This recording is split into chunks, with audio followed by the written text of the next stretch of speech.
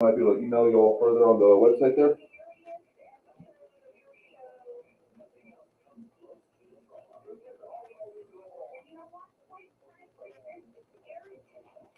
Okay, what was that number? Do you have it handy by any chance? 499899. Okay, thank you very much for the information. Appreciate it all. Reach out to you out further. Thank you. All right, bye-bye.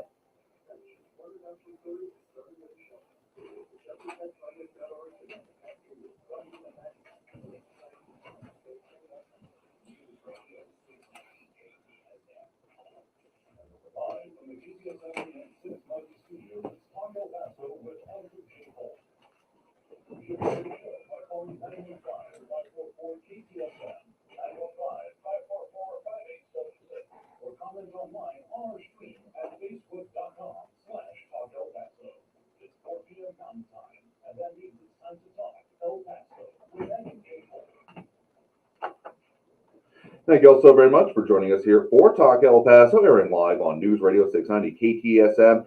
I'm your host, Andrew J. Polk. Thanks for tuning in, however you may be doing so, be it on air, online, live streaming through the free and reliable iHeartRadio app, or joining us over on the various social media pages we're up on these days, facebook.com/Talk El Paso, the Talk El Paso channel over on YouTube, Twitter @Talk El Paso, or twitch.tv, Andrew J. Polk.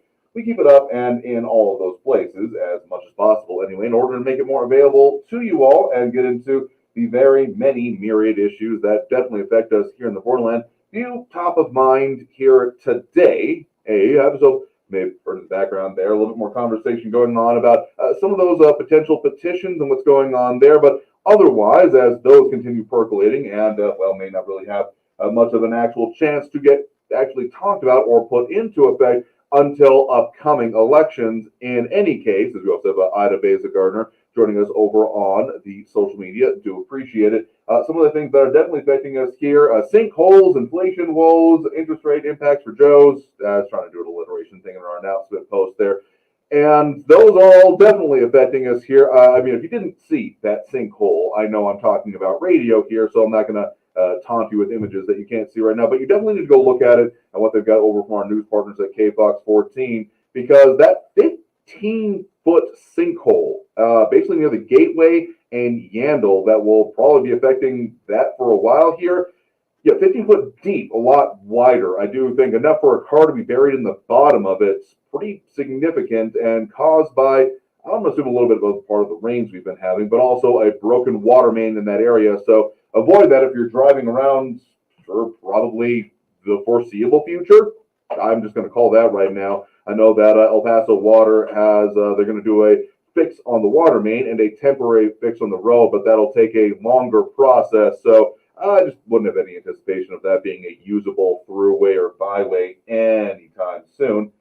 But seriously, there's some of the drone video and, of course, the amazing video of people pulling the person out of the car, heaving, hoeing the car that was bobbing in the water as it was. I mean, serious stuff there. So the fact that that happened, got to go check it out for yourself here. But inflation, another major focus of the day. A mixed bag, I think, is about the best way to put it here lately, and among other things.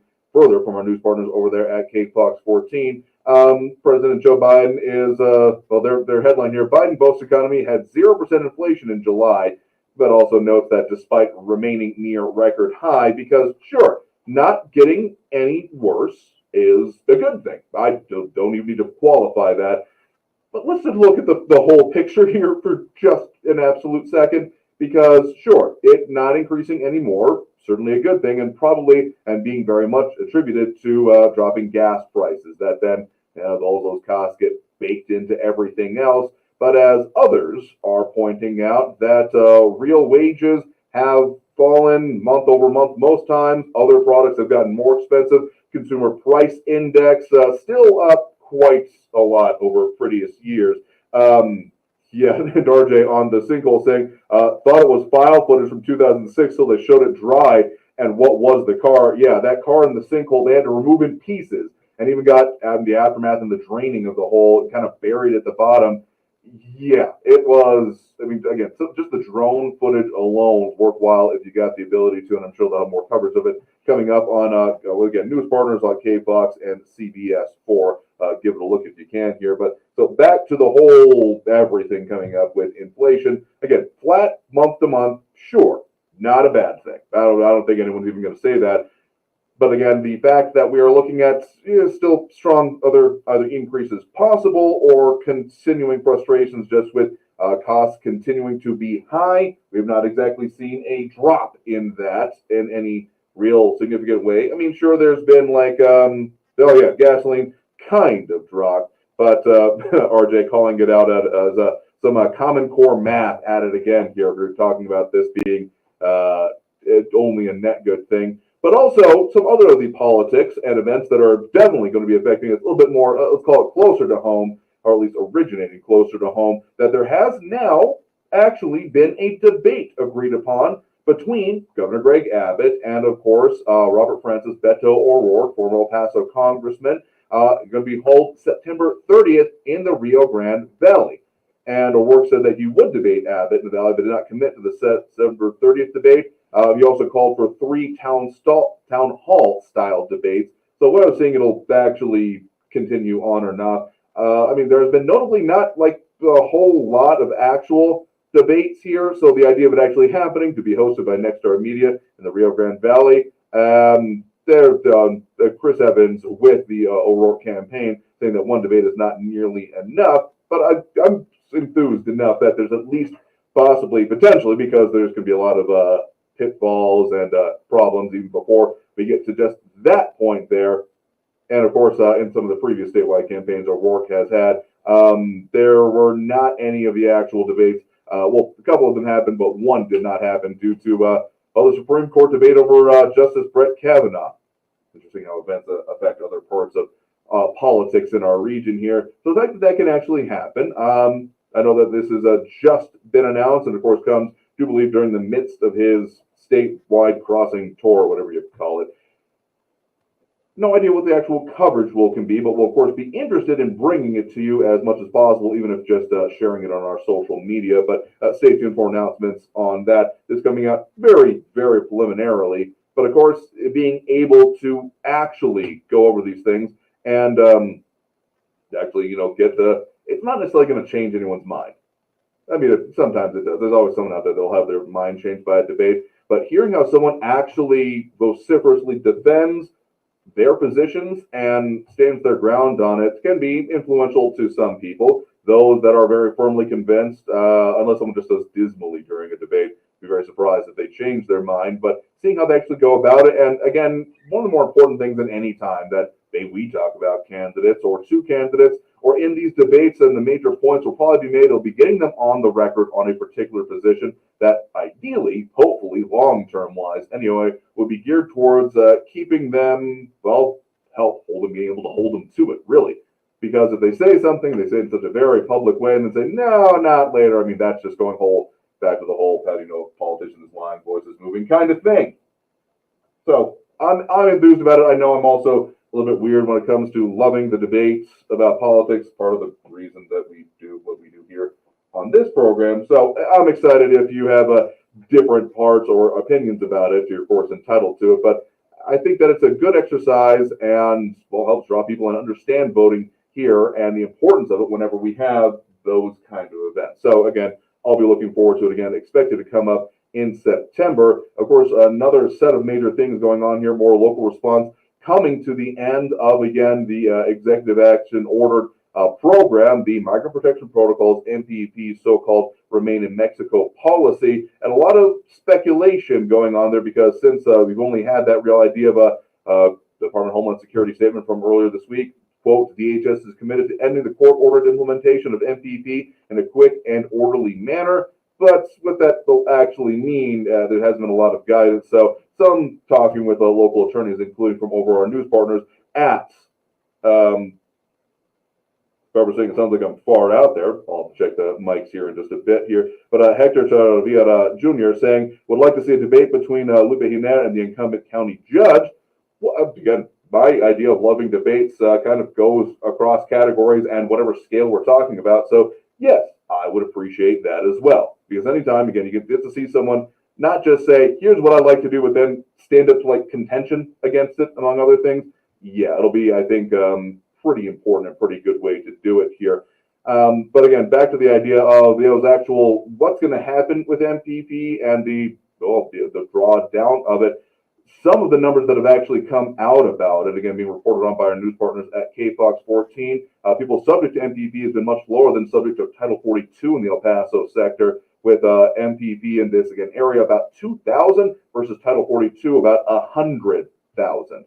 And I mean, there might be a little bit discrepancy with that Title 42 number, not necessarily in the total number, if it represents the encounters, that kind of little frustrating factor, because if the total number of encounters done there, then that number could be technically less absolute people, but it's still the same amount of work that is then required out of Border Patrol, CBP, etc. But still significant, an order of magnitude at the very least, larger there. So what is actually going to happen with asylum seekers going forward? A big question that is going to need to be answered here. And that's going to go ahead and take us through this first break of the hour here right now. We are talking about a lot of things affecting us here in the Borderland. Don't have those phone lines open just yet, but so we got more comments coming in and getting into after this break with our news partners at KFOX 14, some of the big stories that they are talking about investigating in the area, including, well, some water resources. Ever so ironically, I don't know, coincidentally for the day, absolutely here. So stay tuned for more on that. And after this break with more Talk El Paso here on News Radio 690 KTSM. I'm your host, Andrew J. Polk. Stay tuned. More of the discussion of some of those big stories, in-depth reporting going on in our region after this break. More Talk El Paso here on News Radio 690 KTSM. Stay tuned.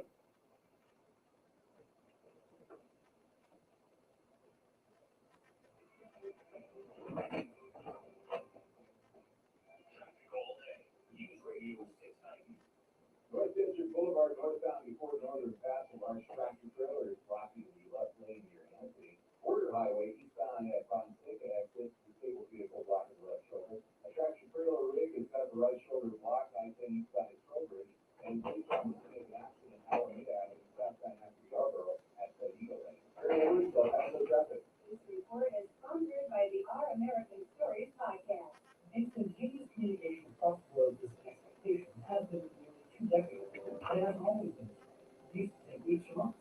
Be sure to listen to this week's edition of Our American Stories, and our radio and podcast, or wherever you get content. If you're 45 or older, this message could save your life. Health experts now recommend starting regular colorectal cancer screening at age 45. Colorectal cancer is the leading cause of cancer death, but it's preventable through regular screening. There are more screening options than ever before, including at-home tests. You've got the guts to prevent colorectal cancer. Talk to your doctor about your options and visit cdc.gov/screen4life for more information. At One Day University, we feature hundreds of top-rated professors from Stanford, Harvard, Michigan, Texas, UCLA, and other schools across the world to explore history, music, politics, art, science, and much more. Every Wednesday, our weekly Scholar newsletter includes short video clips of our most notable professors discussing fascinating topics, successful reports, and intriguing debates. Sign up for free at onedayu.com. That's ONEDAYU.com.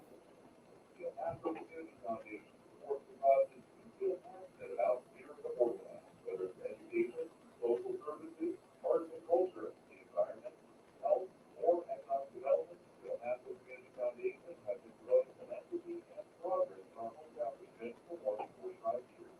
Make your mark with us. Start a fund today. For good, for El Paso, forever. Learn more at KTSM.org.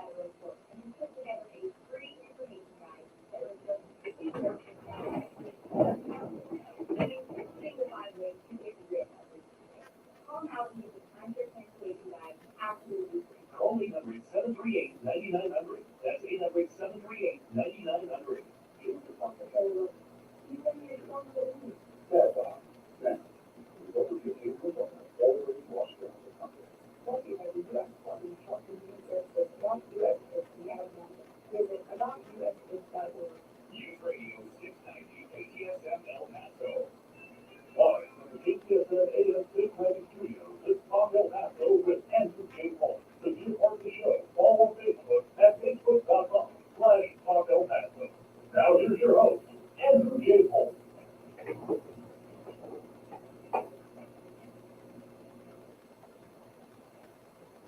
Welcome back here to Talk El Paso, airing in News Radio 690 KTSM, your host, Andrew J. Polk.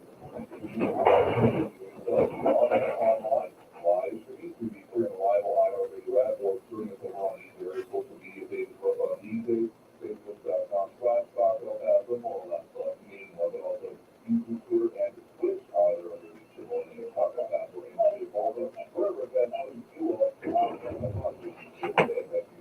Borderland, running those tax issues as well. But in the meantime, of course, we're joined here in studio right now by a W Cyber, with our new partner over there at KFOX 14, investigative reporter with the state. Thanks for checking with us as we do more Wednesday. Of course, always a pleasure.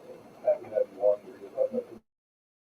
And the in-depth work that goes into them is, well, significant in its own right, and then a lot of people are very interested in it. So delving a little bit further into it, we had talked about some of your recent work, and of course the many things relating to back to school now, as people have been encountering the school zones again and all of the traffic hassles and things like that. There's still a lot of important things coming to light and that you've been working on about policies in place, particularly some requirements that have been probably highlighted since recent incidents such as Robb Elementary in Uvalde, but have actually been in place and requirements in place for some years now. Right. So for this particular investigation, we looked into whether our local school districts were in compliance with the state's requirements on lockdown drills.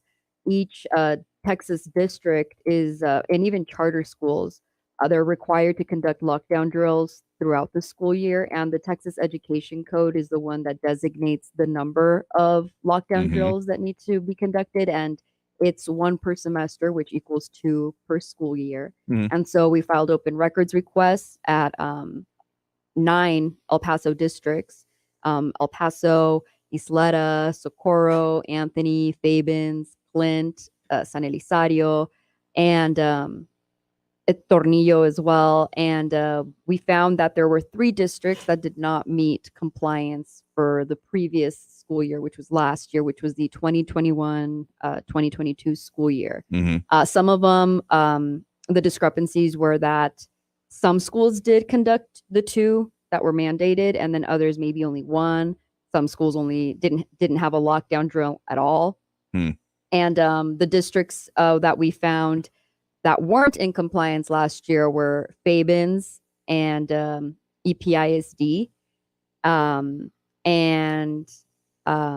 We basically went to the superintendents. We also found Canutillo. I'm sorry, that's one of the districts that I was missing. I was trying to get all 9. I'm like, which one am I missing? So it was those 3. It was Fabens, Canutillo, and EPISD. They were not compliant last year with their mandated lockdown drills. We asked to speak with the superintendents for those districts. We only heard back from the superintendent for Fabens, who said that there was a breakdown in the system, and that now that they realize that fell through the cracks, that they're going to focus on not only implementing the mandated amount of lockdown drills, but possibly even more than the minimum, which is 2. As for Canutillo and EPISD, I did not get interviews with the superintendents. They gave me statements. EPISD said that they canceled some of their scheduled lockdown drills after Uvalde out of just some, the fear that many parents and students had those last maybe week or 2 weeks of school. Canutillo ISD said that they would be looking into how they're going to fix those discrepancies for this school year. So again, we are talking about there being 2 lockdown drills required per campus per school year. Again, 1 per semester there. And for those that have been out of school for long enough, such as me, or maybe don't have young children in there or in this kind of places where this is happening now, what is actually involved with these lockdown drills? What goes on? I remember doing fire drills and those kind of things, and then maybe it just kind of started to creep in by the time I was done with school, with primary and secondary school. But it can be a little bit. What is actually involved in it? I don't even have that clear of an idea myself. Right. So I took this to State Senator Cesar Blanco as well as Congresswoman Veronica Escobar. I also had reached out to Congressman Tony Gonzalez, but I didn't hear back from him. So what I found out is that there's a difference between a lockdown drill and an active shooter exercise. And so they're very different. And I did notice in my open records request that some schools, in addition to lockdown drills, did conduct at least one active shooter exercise. And so what that is that it involves the participation of local law enforcement along with the school district. And they basically simulate an active shooter situation. And so that way, in case that were to ever, there's an intruder in the school for whatever reason, they would know what to do. Maybe to not open the door if someone is telling them, hey, open the door. It's they try and test them. The problem with that, according to Senator Blanco, is that it could create, fear and depression in students and just really, really affect them, mentally and emotionally, having to go through a simulation like that. A lockdown drill is more so, just making sure that the school is locked, the classrooms are locked, and that kids are maybe away from windows and whatnot. And so there is a distinct difference between the two, and there's obviously different resources for both. An active shooter exercise requires a little more work than a lockdown drill, just because it involves law enforcement. Absolutely. So the difference is there in the ways it's done. So when it comes to then making the adjustments for this and doing that, are there any penalties that could be imposed? Again, we're not just talking about a recent response to Uvalde, as we've mentioned here, but this coming out of actually, like 2018, 2019, some of the laws and policies that have been passed here. So besides concern from parents that I'm sure has come up over this, are there any, potential consequences coming from the lack of these drills being performed? See, that's something I'm looking into because there's also audits that each school district needs to perform to see if they're in compliance with the equipment that they have, that their doors are closing properly, that, when they do conduct these lockdown drills, that it's done in a timely manner. If they found any sort of discrepancy in their lockdown drill, maybe there was a student in the hallway for some reason during this drill, like why did that happen? And so all of this stuff needs to be documented there are 2 different types of audits, and they need to be submitted to the state at the end of the summer. So right before students head back to class. So right now at this point, all of the school districts should have submitted their 2 audits to the state. And then from there, I'm still waiting to hear back from the state as to what exactly the consequences are if there are issues with those audits. I know because I have filed open records to get those audits, and they've been sent to the Attorney General's office just because some of that information is not going to be disclosed. So what I think is going to happen is that at most, I'll probably just be able to get confirmation of whether these school districts submitted those audits or not. But it's something that the state seems to be very involved and aware of now, especially after Uvalde. And again, if you're just joining us, guest right now is Stephanie Seifert, investigative reporter with our news partners over there at KFOX 14. You want to find this story or much of her previous reporting and in-depth stories she has, you can go to kfoxtv.com and look under the KFOX 14 Investigates tab and find, again, this one and more that you've reported on, including, so that was your one from last Wednesday and the one we had previewed last week. And then another one start of this week on Monday about slightly different issues here, but some of the underlying concerns that come along with it. I'm not going to call it on the same level, but it's still pretty extensive on its own here, talking specifically about something that may sound not that impactful, but when you really dig into it, starts to really build up. Something that people in our audience have been complaining about, the lack of availability of some city, specifically facilities. And so you kind of came at it from the angle on this one of a particular usage by some organizations in town, right? Right. So this one I've actually done different angles on, and it was actually started from a call from one of, your callers who had mentioned that a lot of rec centers are closed.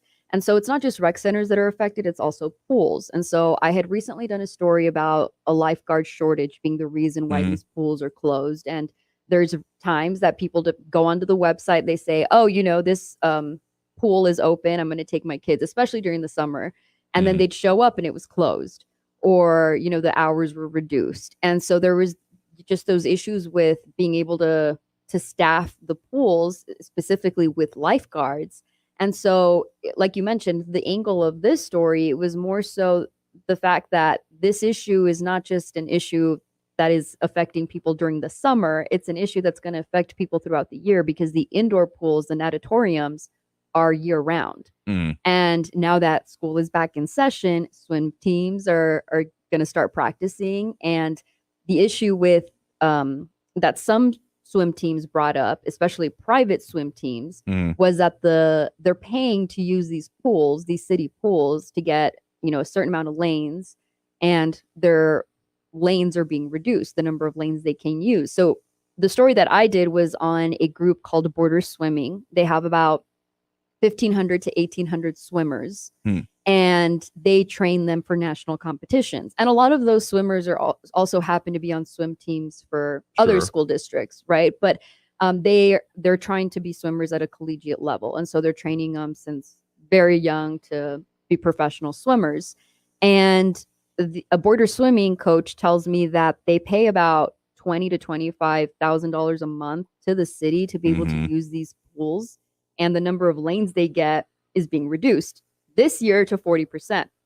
They started noticing this during the pandemic, which is, I think, when most of us started noticing these shortages with these staff shortages to begin with. But he says it's gone to a point where if this continues on to next year, it is something that is going to affect, let's say, a freshman who's trying to train to go to college on a swim scholarship. By the time that freshman swimmer is a senior, they're not going to be able to have had that training and experience just because they're prioritizing their juniors and seniors right now.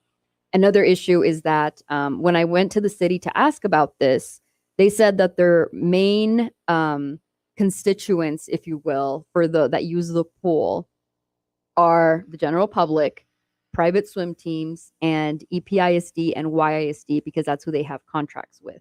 Okay. So if you're swimming within those districts, that's where you go and practice, is at these city pools.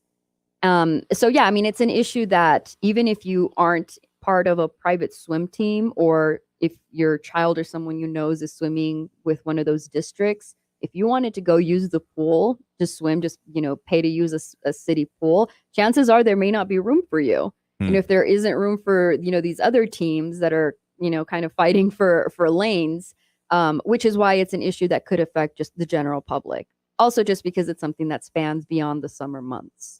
Beyond the summer months, and again, the concern about use of facilities, the staffing levels, and how the city is managing, all wrapped up into it here. And again, I think it's worth pointing out further that this is not a request just being made, asking nicely by these teams. They're paying literal tens of thousands of dollars a month, and then hundreds of thousands of dollars over the course of years for this purpose here. So that even for the serious paying customers not able to use it as much, and as much as the general public is paying for it with taxes and everything, and then entrance fees, it kind of builds up to a level of concern overall. Right. And it's not just the issue with the lanes that they brought up, because they have brought up these concerns during city council. They were at the July 19th city council meeting.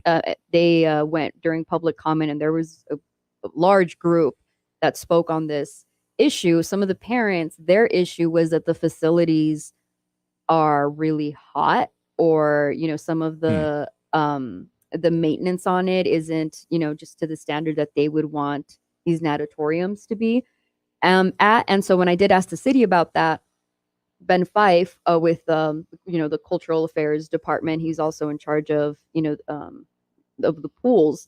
He said that they are waiting on warranty items for the pool pad system, which obviously controls the temperature in the facility, but that is delayed due to supply chain issues.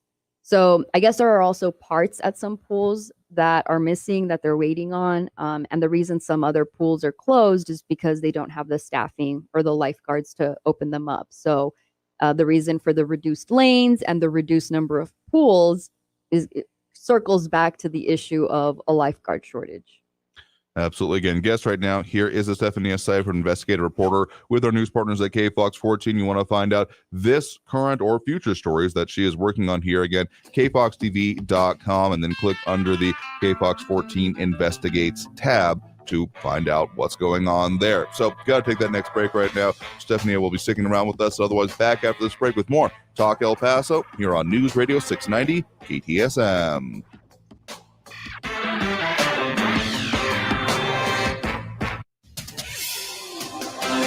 Paso's News Radio 690 KTSM. Hello, I'm Erica Castillo with your KFOX 14 news update. El Paso water officials say a water main break underground caused the sinkhole in central El Paso, in which a vehicle submerged and a woman had to be rescued last night. Crews were able to remove the vehicle from the sinkhole this morning. The vehicle is significantly damaged and was pulled out in pieces. The woman, thank goodness, was rescued alive. Officials say the sinkhole is 15 feet deep. El Paso water crews are currently making repairs to the water line and say they will temporarily fill the hole until it can be permanently closed by one of their contractors. And El Paso police say a man accused of threatening to harm his girlfriend's parents had a firearm, an armored vest, and a machete in his car. 40-year-old Joshua Roberto Treviso allegedly got into an argument with his girlfriend over their dog. Maria Cortez told police Treviso pointed a shotgun at her and threatened to harm her parents at their home by saying that he would show her what a real active shooter is. I'm Erica Castillo with your KFOX 14 news update. News Radio 690. Traffic all day. From the KFOX 14 Severe Weather Center, this is Chief Meteorologist Sandra Diaz. We continue with our chance for some more scattered showers and thunderstorms, some of which will continue through the overnight and into your morning. Now, as we get going into the weekend, we've got temperatures still in the lower to mid 90s. So the weekend is looking good temperature-wise. Now, as far as rain chances, we keep that scattered chance for showers and storms going into Friday, and then a decrease over the weekend. Log on to KFOXTV.com for the latest forecast and radar. This report is sponsored by Staples Stores. The new Staples Connect app has exclusive app-only savings. Now download the Staples Connect app today and get $10 off your next in-store purchase of $50 or more. Find your happy place with the Staples Connect app. In-store only. Offer ends 12/31. See app for full offer details. Staples, the working and learning store. Almost 3 million people use Navage to breathe better, sleep deeper, snore less, and stay healthier. I'm Martin Hoke, and I invented Navage, the world's only nose cleaner that helps flush out airborne germs with powered suction. But what do doctors have to say about Navage? Here's Dr. Tonya Farmer, a board-certified ear, nose, and throat specialist. Most airborne allergens and viruses enter through your nose. When that happens, it can cause congestion and irritation, and that just makes you feel miserable. You can get a cold, you can get flu, sinus infections, or even worse. Flushing your nose with a saline solution is the most effective way to flush all of those dangerous threats out of your nose. So now when patients come in my office, I tell them I highly recommend that you use Navage on a daily basis for overall good health and wellness. And Navage is all natural and drug-free at Navage.com, Walmart, Walgreens, CVS, Rite Aid, Bed Bath, and Target. Navage, N-A-V-A-G-E, clean nose, healthy life. Talk El Paso, bringing you the biggest stories from the Borderland and beyond, 4 to 6 p.m. every weekday, brought to you in part by Sergio Lewis Body Shop. Call the pros at 915-593-0191. That's Talk El Paso, Monday through Friday at 4, right here on News Radio 690 KTSM. If you fail to understand the single concept about money and tech, you're going to miss out on the biggest opportunity. I'm Mark Moss, helping you navigate the decentralized revolution. So listen to the Mark Moss Show on the iHeartRadio app, on Apple Podcasts, or wherever you get your podcasts. This report is sponsored by the Mark Moss Show podcast. Weather and traffic info. You need it? We have it. Traffic and weather all day. Stay informed. News Radio 690 KTSM. If you see something, why do you say something? I see safe for my friends. For my community. For everyone here. We all have something worth protecting, a why that unifies us. Report suspicious activity to local authorities. If you see something, say something. El Paso's News Radio 690 KTSM. Live from the KTSM AM 690 studios, it's Talk El Paso with Andrew J. Polk. To be a part of the show, follow on Facebook at facebook.com/Talk El Paso. Now here's your host, Andrew J. Polk. Welcome back here to Talk El Paso, airing on News Radio 690 KTSM. I'm your host, Andrew J. Polk. Thanks for tuning in, however you may be doing so. A lot of ways to interact with the show. We'll, of course, have that phone line open a little bit later at this segment, as we usually do, and have a lot of comments coming in over on social media, and we'll be checking in on those as well. But In the meantime, again, joining us here in studio is Stephanie Cipher, an investigative reporter with our news partners there at KFOX 14. Thanks for sticking around with us here today. Of course. Happy to talk to you about the many important and ongoing things. So we're talking a little bit about last segment, some of the stories that people can already see, again, up over on KFOXTV.com. There's more that you're working on, including for, well, tonight, and people can see on coming up at KFOX 14 News at 9. Right. So many of you will remember the Frontera main break back in last August, actually. And that was when a water main break basically caused El Paso Water to start diverting the water from the streets near Doniphan to the Rio Grande. So that's why we were seeing all that raw wastewater in the Rio Grande. Well, as a result of that, in June, we had reported that the New Mexico Environmental Department had announced that they would be fining El Paso Water $1.2 million for not, in part, for not notifying them of this issue, that they were going to be diverting raw sewage into the Rio Grande.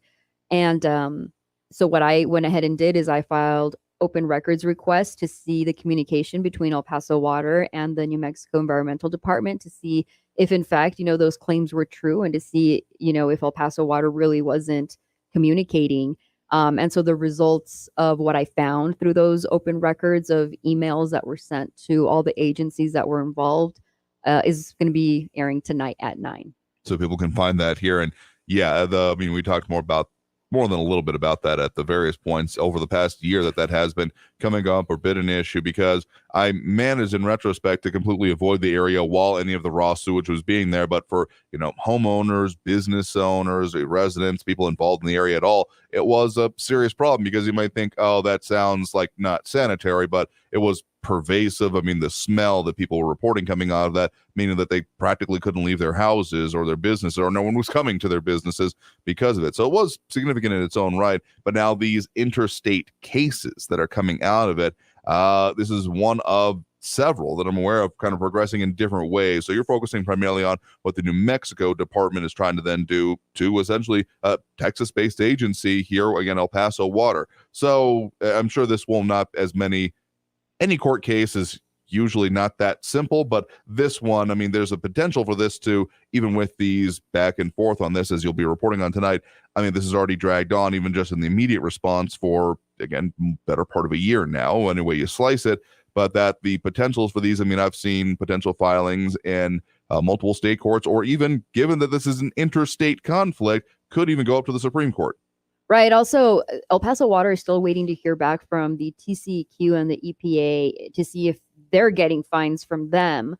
And those fines, I think, from my understanding, would be geared towards more of the actual like pumping stations, where they, treat the wastewater, their treatment plants.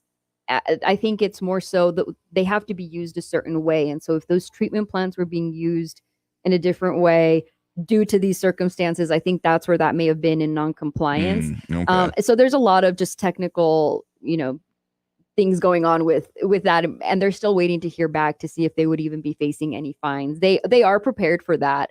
I asked, where the money to pay for those fines would come from. So I also will answer that tonight at 9.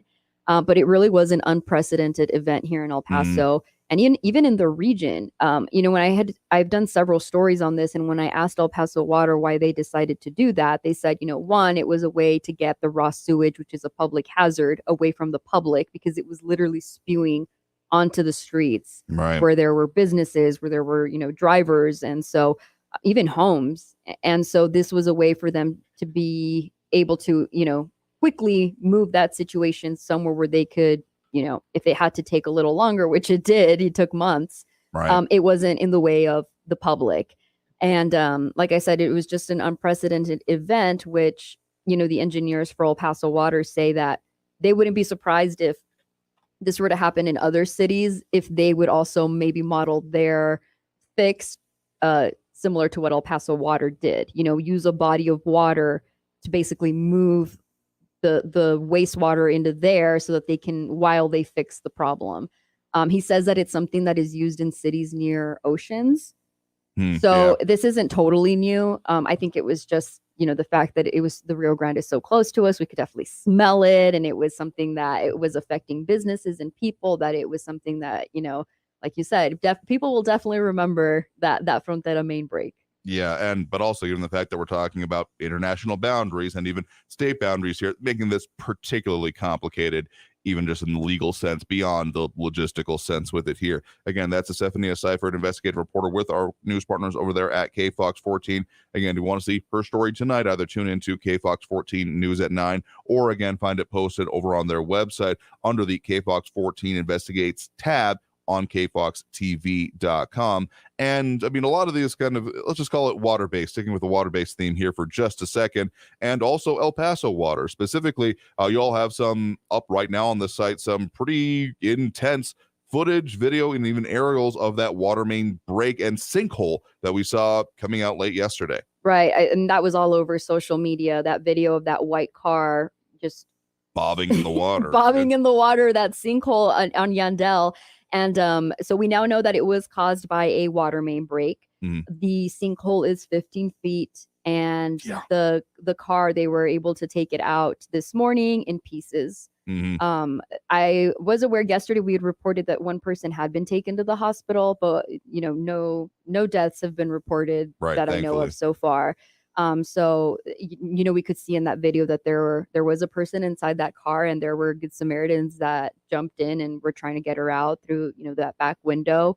And just very impressive video of how powerful water can be. In this particular case, the fact that the sinkhole, which was caused by a water main break, was so deep, and in an area that's pretty popular, for drivers. It's common to drive by there. Yeah, and I mean, we're talking about, I do believe, downtown near the Gateway and Yandel. So the fact that, I mean, this is going to be causing issues and closed down for a while, but people can, of course, see the latest and all the video, including the car being dragged out of the hole up right now as we're recording on the website there. So yeah, 15 feet deep, even affecting some traffic lights in the area. So all of that coverage and parts of it, as well as the many other stories we talk about available over there. And at least one that I have to mention, just because I was having conversations with some others about it here, including from a homeowner, as reported on yesterday, getting some security camera footage of a mountain lion actually coming down into someone's backyard and storage room recently. The incident itself happened early last month, but the fact that it was actually caught on camera, concerning, let's just say that, even if it may always be a factor, particularly for those who live closer up to those natural areas, state park, the mountainscape, etc. Right. Erica Castillo reported on that last night. So we also have that story posted on our website as well. Like you said, video, good story. Yeah. But not uncommon here in El Paso. I feel like we've had several stories of these mountain lion sightings. And I mean, every so often there's also either a story, or I've seen it myself, of, and it may sound weird and out of place, but a deer getting hit on West El Paso roads, particularly when they are right next to some of the arroyos or canyons that still come straight down from the mountain. We still do inhabit a natural landscape here, so these things can happen. And if deer are coming down here, the things that like to eat the deer are probably going to do that too here, such as the mountain lions here. Right. And some of these animals are protected. So even if you were to hit, a deer, or a deer falls into your pool, you could be fined for that. So, I mean, just something to keep in mind when you're, driving and come across a wild animal.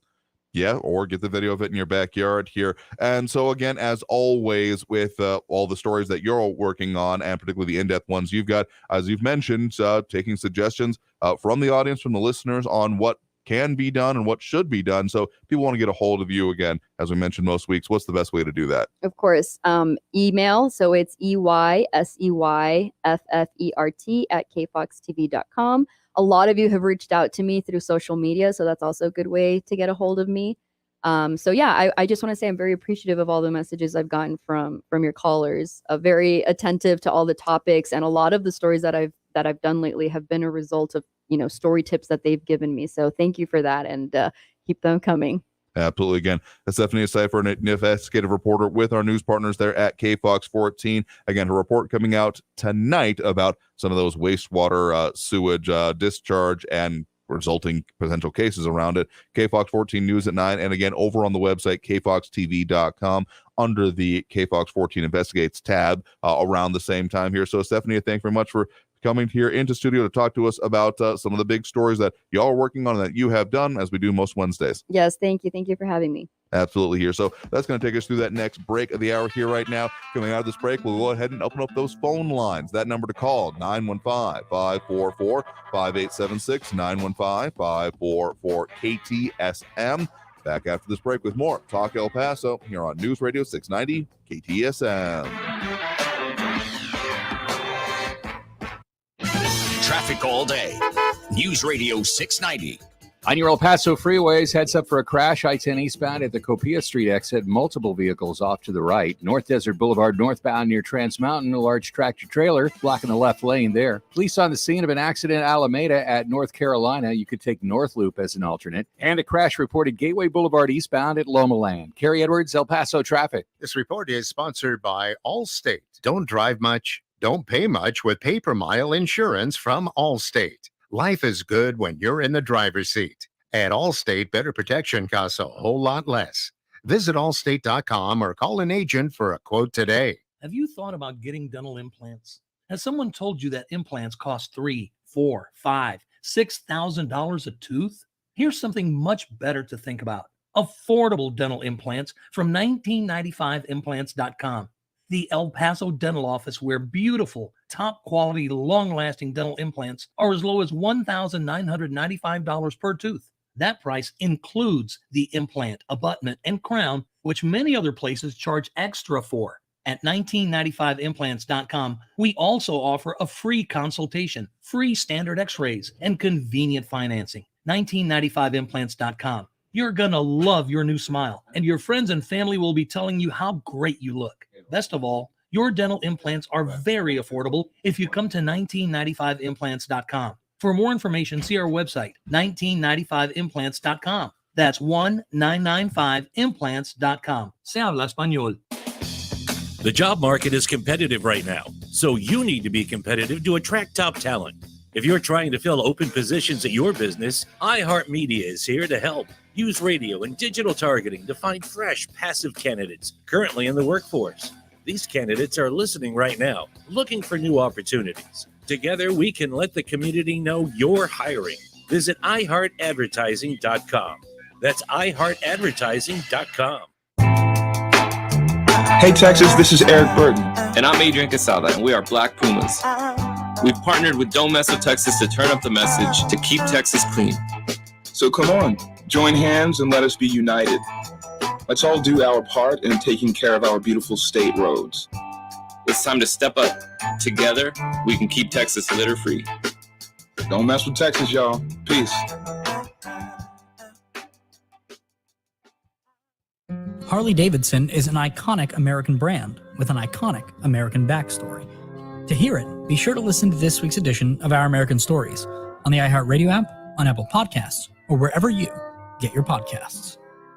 M1EP.com. Superior multifamily property management services citywide. News Radio 690 KTSM.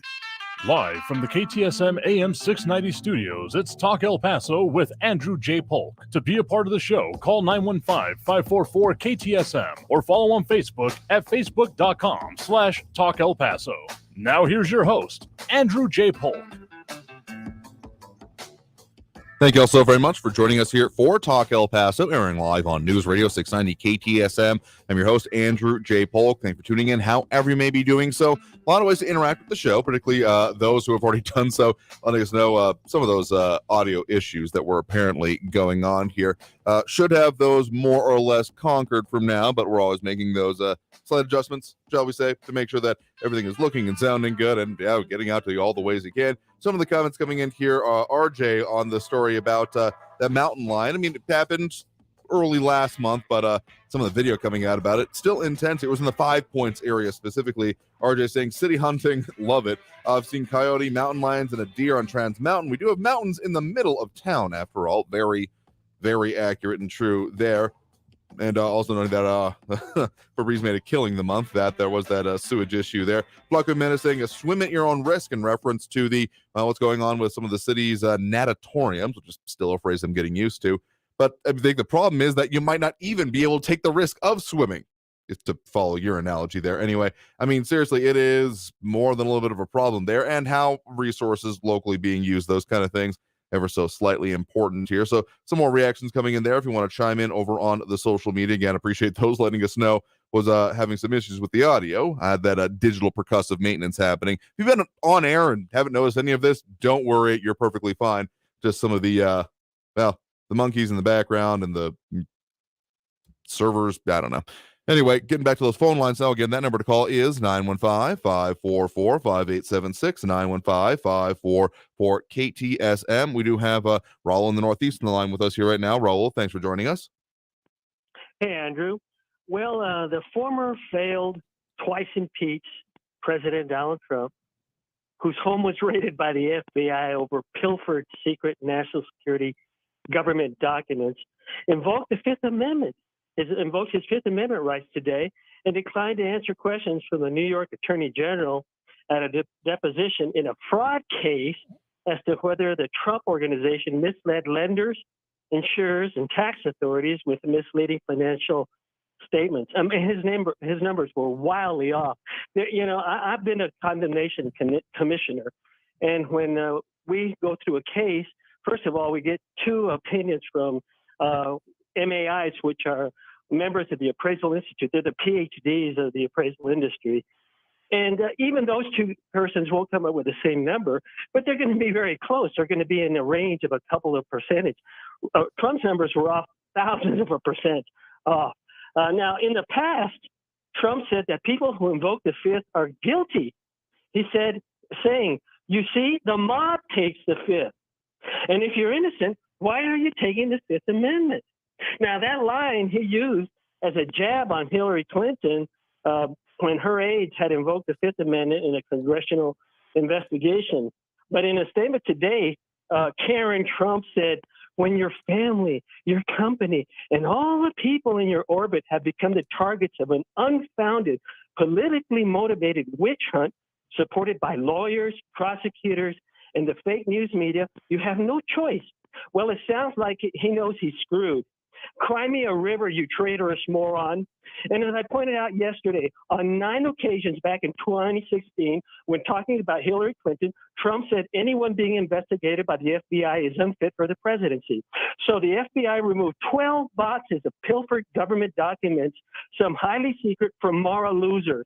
So my question to you and your Trump-loving listeners and callers, using your Messiah's message that only the guilty people take the Fifth and that anyone being investigated by the FBI is unfit for the presidency, do you agree with Trump?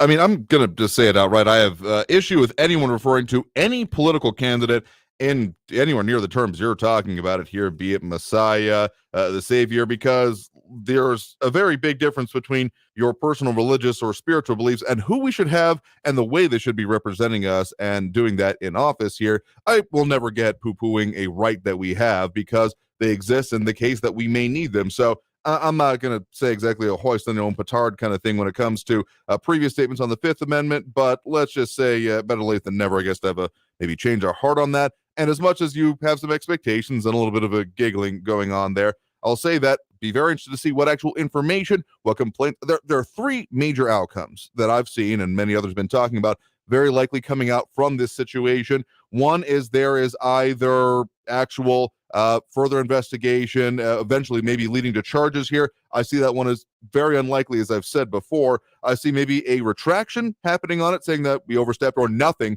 coming out of it, them saying that the investigation is over, or some indeterminate kind of continuation on with nothing actually coming out of it. The second and third one seem to be the most possible in my mind here, because if there's really were the documents that were being sought there, the actual consequences for that, there may be some, but the actual, I think, really sought after, the much talked about ones about disqualification for office, I would fully expect to probably not actually stand up to constitutional texts. I would imagine that would go pretty quickly and immediately to the Supreme Court. But we got to take that next break right now. Coming out of this break, more of your comments, more of your calls, more of everything we do here on News Radio 690 KTSM. I'm your host, Andrew J. Polk. Again, that number, 915-544-5876, 544 KTSM. Back after this break with more. Stay tuned.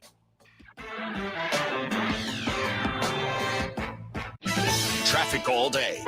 News Radio 690 On your El Paso freeways, heads up for a crash. I-10 eastbound at the Copia Street exit. Multiple vehicles off to the right. North Desert Boulevard northbound near Trans Mountain. A large tractor trailer News on blocking the the hour left lane and a there. half. Police on the scene of an Traffic accident and at weather all Alameda day. at News North Radio Carolina. You can take the 690 North is Loop as an KTSM alternate. And a crash reported El Gateway Paso, Boulevard an eastbound at iHeartRadio Loma station. Land. Kerry Edwards, El Paso traffic.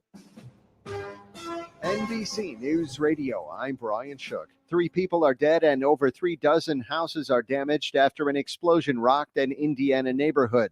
The blast occurred just after 1 p.m. in Evansville. First responders were quick to respond to the scene and are investigating the cause of the explosion. The FBI director is condemning violence against law enforcement after the raid of former President Trump's Mar-a-Lago property in South Florida. Any threats made against law enforcement, including the men and women of the FBI, as with any law enforcement agency, are deplorable and dangerous. Speaking in Omaha, Christopher Wray was pressed about whether the FBI was worried about backlash from January 6th rioters. He said 73 law enforcement officers were killed in 2021, the highest number since 9/11. More than a dozen Republican governors are asking President Biden to do away with the COVID vaccine mandate for international travelers. They sent a letter to the president that noted other countries around the world have dropped similar mandates. They say the ongoing mandate is hurting their states and the country as a whole. Elon Musk has sold nearly $7 billion worth of shares in his company, Tesla.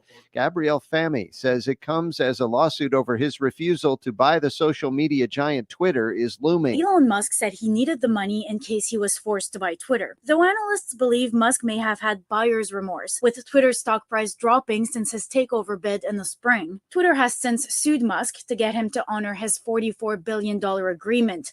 That trial is slated to go ahead in October. Asked on Twitter if he would repurchase the Tesla shares if the Twitter buyout doesn't happen, Musk responded, yes. Gabrielle Fahmy. Olivia Newton-John's husband is taking to Instagram to pen a heartfelt tribute to his late wife. You're listening to the latest from NBC News Radio. Former President Trump is pleading the fifth in a probe carried out by the New York Attorney General. Natalie Migliori has more. The former president refused to answer questions at a deposition in New York City as part of a civil investigation into his business. In a statement, Trump said he once asked why people would plead the fifth if they're innocent, but says he now understands. The New York Attorney General is looking into whether the Trump Organization improperly reported real estate assets. This comes just days after the FBI raided his Mar-a-Lago estate in search of White House documents he allegedly took when leaving office. I'm Natalie Migliori. When kids go back to school in the Texas town of Uvalde, they'll be joined by more than 24 state troopers.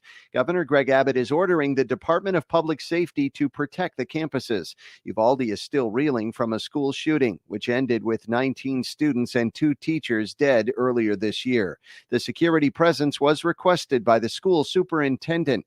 A heartfelt moment is going viral between 2 Little League baseball players from Oklahoma and Texas. Trey Thomas explains. It all started as a terrifying play when Caden Shelton's wild pitch caught batter Isaiah Jarvis square in the head. Miraculously, Jarvis was okay and able to continue playing. But after he made his way to first base, Jarvis realized the pitcher was not fine, breaking into tears. Jarvis interrupted play and made his way to the mound, where he embraced Shelton, letting him know he was truly okay. Domino's is done in Italy. The last of the Michigan-based pizza chain's 29 branches in Italy have closed after 7 years in the home of pizza.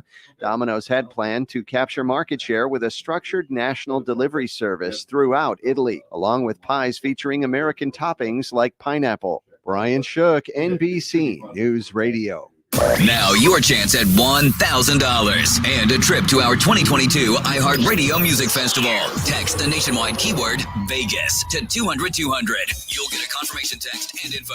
Standard data and message rates apply in this nationwide contest. That's Vegas to 200-200. This report is sponsored by the Truth with Lisa Booth podcast. Do we need more business people in politics? I'll ask Oklahoma's Governor Kevin Stitt, a successful businessman, that question. Listen to The Truth with Lisa Booth every Monday and Thursday and throughout the week on the iHeartRadio app, Apple Podcasts, Spotify, or wherever you get your podcasts. The El Paso Community Foundation supports the causes you feel passionate about here in the Borderland, whether it's education, social services, arts and culture, the environment, health, or economic development, the El Paso Community Foundation has been promoting philanthropy and progress in our hometown region for more than 45 years. Make your mark with us. Start a fund today for good, for El Paso, forever. Learn more at epcf.org. That's epcf.org. This is Alec Baldwin. I'd like to invite you to listen to my new limited series podcast about a true American hero who lived to tell the story of his imprisonment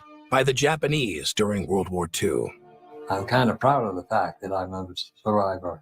I wouldn't want to go back through it, but I wouldn't trade it either. It changed my life completely.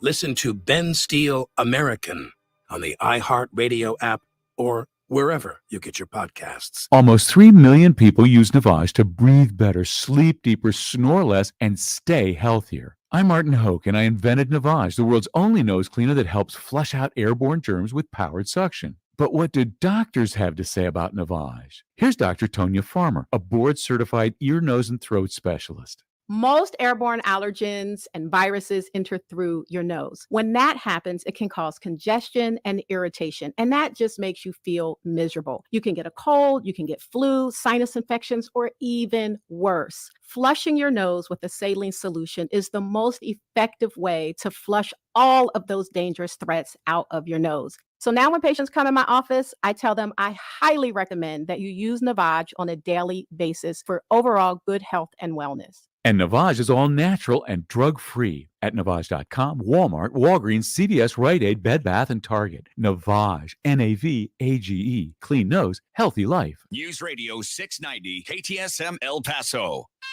Live from the KTSM AM 690 studios, it's Talk El Paso with Andrew J. Polk. To be a part of the show, call 915-544-KTSM or follow on Facebook at facebook.com/Talk El Paso.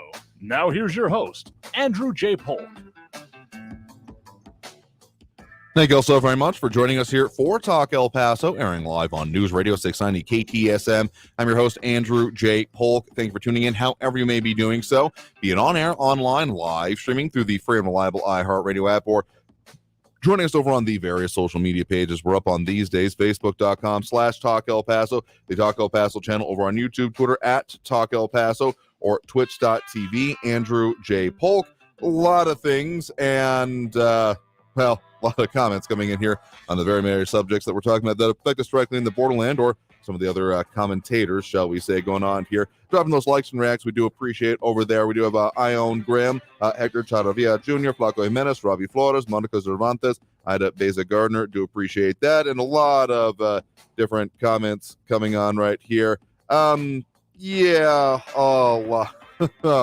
Just a lot of comments. Some of them you got to go and see for yourself. They're up there over on our various social media. Primarily, Facebook is where most of it comes in here. But some of the other comments coming in, pointing out by it, Catherine Coder. No, actually, don't want to misquote here. Some of the comments coming in about the 5th. Okay, it was Catherine Coder saying it was a perjury trap, or Ariane Joan saying, I think Trump should have just said, I don't recall. We've talked about that a little bit before. Some of the other things, Mondo Moncada saying abolish the IRS, disband the FBI in response to some of these things as well over on the Twitch stream. But perjury trap is actually an interesting point and comment to be made on this. Not to dwell too long on that situation, but I thought about this for a long time. If there's one thing that's going to be, well, it has been a hallmark of the former president, and even some of the previous business dealings, and also any of the times there were these things, investigations, et cetera, going on during or the immediate aftermath of his presidency, it was not testifying under oath for the most part.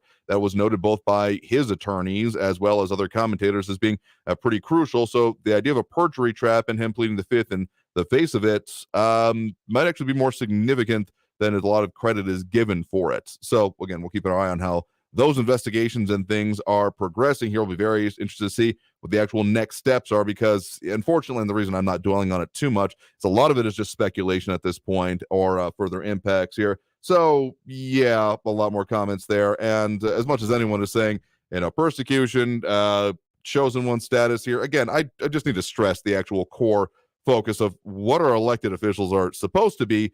You got a whole concept of servant leadership here, and anything that departs too far from that, I'm going to find myself less and less interested in. Anyway, getting back to those phone lines now, as we're talking about many things affecting us here in the Borderland. One topic that we kind of got lost in yesterday as well that I want to at least make sure we bring up a little bit further is that concept of taxation here in the Borderland. Again, El Paso Matters reporting as of this week that with average home valuations dropping 20%, we talked a little bit about that on Monday, but one finer point I realized I had missed within this is here that home reevaluations are likely to be going on essentially a continuing basis. Previously, it had been essentially once every 3 years, excepting special circumstances, but now they're looking at doing that every year, meaning that these valuations will continue happening, these protests needing to keep happening. So the fact that that could be a part of it, and the fact that, yeah, we've seen some pretty big single family and multifamily home valuation changes, 19.9% and 22.4% respectively. Yeah, that's definitely going to be continuing. Anyway, let's get back to those phone lines now. Again, that number to call, 915-544-5876, for KTSM. We do have Andrew on the west side here with us right now. Andrew, thanks for joining us. Yes, thank you. Another thing we have to worry about now in El Paso is deteriorating water mains. Yeah, this sinkhole was a egregious example of something going very, very wrong. But this, of course, it's, I think, relevant to point out, not the only time that there have been some water main issues, though not to this extent. Recently, closer to our neck of the woods here at the station, there was that notable outage and street repair that had to also happen when there was one a little bit closer to the Franklin Mountain State Park from here. Yes, well, this lady was fortunate that those Absolutely. Good Samaritans were there and were able to pull her out, because that is a death trap right there. Yeah, and the video of the people doing the literal heave ho to pull her out was, that's why I said at the top of the show, you got to go look at that if you got the chance to, or at least see the coverage coming up tonight, as they'll have more on it, because it was a pretty intense scene. Yes, sir. Now, I feel I must respond to Comrade Raul. President Trump, or former President Trump, taking the fifth, I'm sure that he was advised by his attorneys to do so. Due to the fact, also remember, Letitia James, when she was campaigning, she said clearly, and I was listening to, watching those videos today, she was going after Trump, plain and simple. Yep, I don't think that's been particularly not a part of any part that is, it's been an open secret, if it could be considered a secret at all. Yes, sir. And I'd like to know how Raul knows about confidential documents being at Mar-a-Lago when the Justice Department has both the affidavit and the actual search warrant under seal. And to correct Raul, you do not use a subpoena. They did not use a subpoena, Raul. It was a search warrant. Okay. Oh yeah. It would have been simpler and a lot more convenient just to issue a subpoena, and you have so many days. Actually, excuse me, it's a subpoena ducis tecum to when you subpoena documents. Yeah, a different process, and given, I think that the way that this has been done will be definitely analyzed to death in the coming days, weeks, months, years, very likely, because at the very least, the optics of it leading, if this was truly the issue here, yes, the mishandling of classified documents is a crime, but there have been other, examples brought up there for the people screaming at their radio right now of other similar-ish, or at least analogized situations there. But doing it this way, the amount of questions it raises is more than enough. And again, some of the disturbing implications from the idea of the way this is being done against a former and very potentially likely future political rival.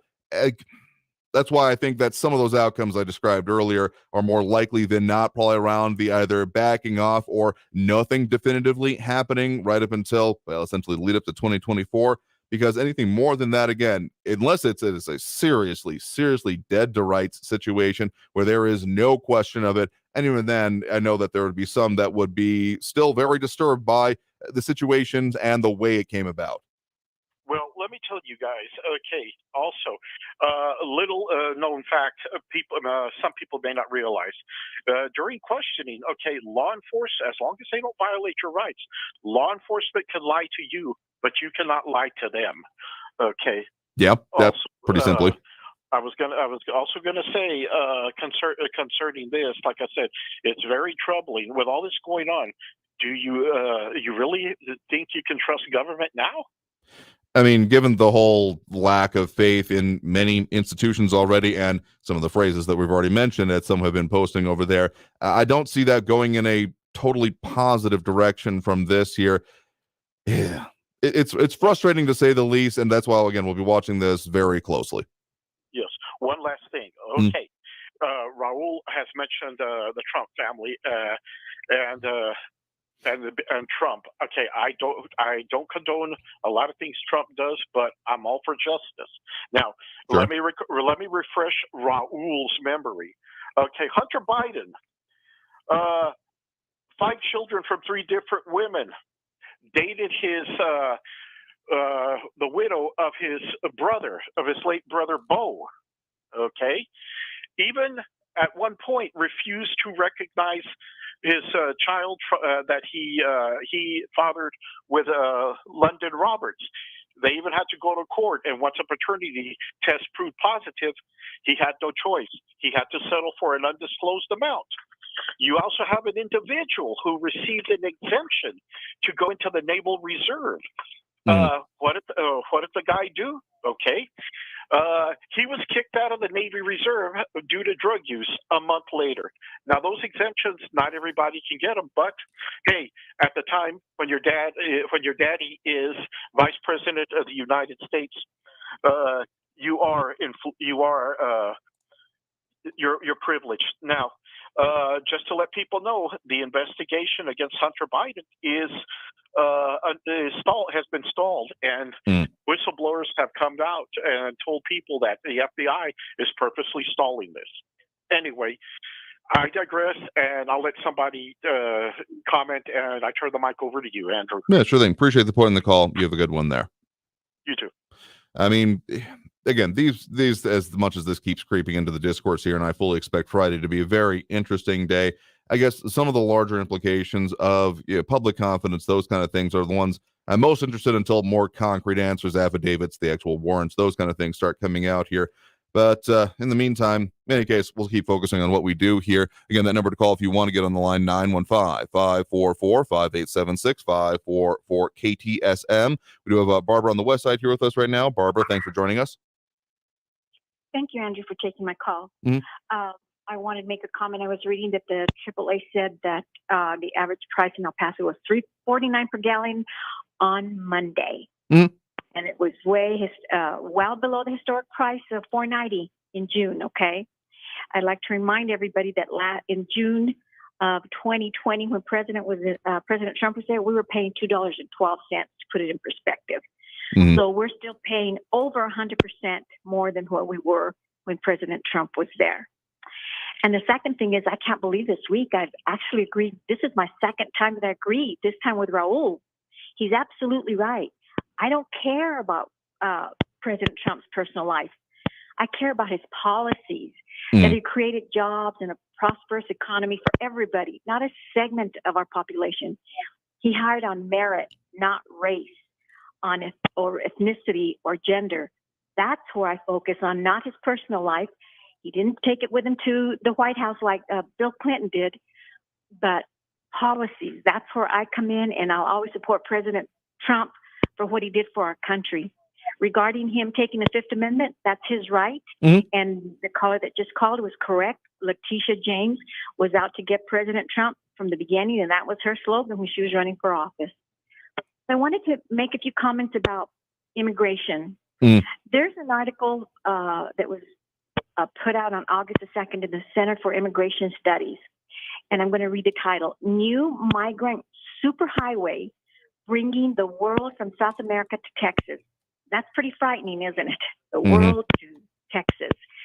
Well, you recall when a few months ago, maybe February, March, I called and I discussed the Darien Gap and how they had commercial equipment out there digging trenches and actually putting dead migrants in there, and children too. And then they were just covering them up because so many were dying. They didn't know what to do with them. Mm-hmm. Well, this is what this article about is. Shortly after that, the Biden administration went to the Darien Gap to see what was going on, and they started what's called a shuttle diplomacy. So the Biden administration entered into a bilateral, and I'm reading the title, bilateral agreement on migration and protection. And what that agreement does, it has nothing to do with deterring or minimizing, hindering, or stopping illegal immigration. That agreement ensures that illegal immigration is not stopped, but is made safe, humane, and orderly. And we keep hearing that from the Biden administration. We want it safe, humane, and orderly. Well, I'd like to remind the Biden administration and our Congresswoman that our southern border has been labeled as the deadliest crossing for anybody to want to come into the United States, and that's through an organization connected to the United Nations. So they bring them here, and then they're faced with this deadliest crossing. Now, on that agreement, what is Mexico supposed to do? Well, Mexico had 30,000 military personnel on their southern border during the Trump administration, and also the Biden administration, and Biden insisted that they keep them there. Under this agreement, though, that has gone away. Biden has agreed that the 30,000 military personnel can be removed, and Mexico is to issue fast pass visas to anybody coming into the United States from the Panama Canal, Panama. In this article, it states that before Biden became president, only 10,000 per year crossed the Darien Gap because it's such a dangerous area. After Biden took office, there are 130,000 people who cross the Darien Gap. And the reason they cross it, and I'm going to quote a gentleman that they interviewed, he said, everyone who goes to the United States has a condition of not being deported. And that benefits us. And now all of us that were in South America and Venezuela want a better quality of life. So they're all coming to the United States specifically because Biden said, come to the U.S. Now, what is Panama supposed to do under this agreement? Listen to this one. They are supposed to create a new and safe sea route, allowing smugglers' vessels from Colombia to travel to the northwest of Panama. Prior to the Biden administration, the Coast Guard, Panamanian Coast Guard, would stop these smuggling boats around the Darien Gap. But now the Biden administration wants a safe passage to the United States. So Panama has agreed to do that. I mean, yeah, the issues that come with this and the policies. I mean, we've had some piecemeal things being suggested there. And yeah, the article you're referring to there by a previous guest on the show here, Todd Bensman for the Center for Immigration Studies here, has been an interesting one. Yeah, that Darien Gap, that's essentially the region that is the bordering part of Panama to Colombia, and for the actual overland migration has been contentious. But the changing of it, I'll just say it, I am not opposed to migration and immigration in general being something that can be done safe and effectively, but the legal aspect of it here cannot be ignored. Otherwise, we're just continuing on it here. I know we're having some issues with some clicks coming on there. I think it's coming through Barbara's line, unfortunately, here. But let me just say, in general, when we're talking about these things, again, I'm not finding myself opposed to things to make it so that, I mean, ideally, maybe I'm being a little optimistic, the idea of there being less control of the coyotes and the people saying, well, I will get you through these dangerous things if you fork over, several major organs to me, kind of thing. As much as it may disempower them, and that being a good thing, the fact that it's also then just, well, more popularizing the idea of coming in general, I'm not sure it'll actually have that sum total effect then of disincentivizing the cartels. They may just then try to monopolize those ways here. So yeah, Kathy Kodry putting it, yeah, legal immigration matters here. So I think we got to put you on hold there. We're having some issues with the phone line here. So tell you what, we're going to go ahead and take that break right now. Coming out of this break, we will get to more of those calls, comments, and everything we do here on the line. You are tuned into Talk El Paso here on News Radio 690 KTSM. I'm your host, Andrew J. Polk. That phone number again to call, is 915-544-5876, 544-KTSM. Back after this break with more Talk El Paso here on News Radio 690 KTSM. Stay tuned.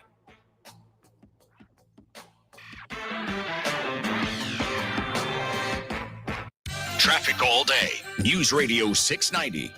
I-10 westbound at the Mesa Street exit downtown, an accident reported there. Another crash reported Geronimo on-ramp to Gateway West. I-10 eastbound at Copia, that earlier crash with multiple vehicles is cleared, all lanes back open. And there's a crash Edgemere Boulevard west of Lee Trevino at Guthrie Street. Carrie Edwards, El Paso traffic. This report is sponsored by the Our American Stories podcast. Harley-Davidson is an iconic American brand with an iconic American backstory. To hear it, be sure to listen to this week's edition of Our American Stories on the iHeartRadio app, on Apple Podcasts, or wherever you get your podcasts. Hey Texas, this is Eric Burton. And I'm Adrian Casada, and we are Black Pumas. We've partnered with Don't Mess with Texas to turn up the message to keep Texas clean. So come on, join hands and let us be united.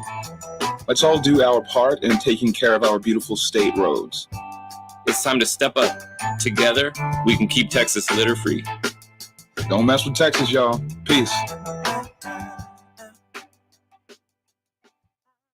If you're 45 or older, this message could save your life. Health experts now recommend starting regular colorectal cancer screening at age 45. Colorectal cancer is a leading cause of cancer death, but it's preventable through regular screening. There are more screening options than ever before, including at-home tests. You've got the guts to prevent colorectal cancer. Talk to your doctor about your options and visit cdc.gov/screen4life for more information.